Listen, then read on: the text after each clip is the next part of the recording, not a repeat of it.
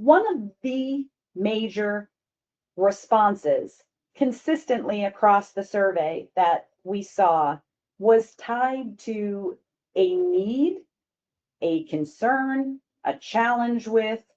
data measurement and attribution. And so we all know as marketers that this is so incredibly necessary to have to justify budget first and foremost. It's hard to go ask for an increase in your marketing budget if you can't justify the dollars from last year were used wisely and generated business and had a positive ROI, right? So that is something that I know will come up in the conversation today, that we work closely, with all three organizations represented here to make sure that they have a solid measurement strategy in place and that the data that we are making decisions against is accurate. But that was reflected across almost 88%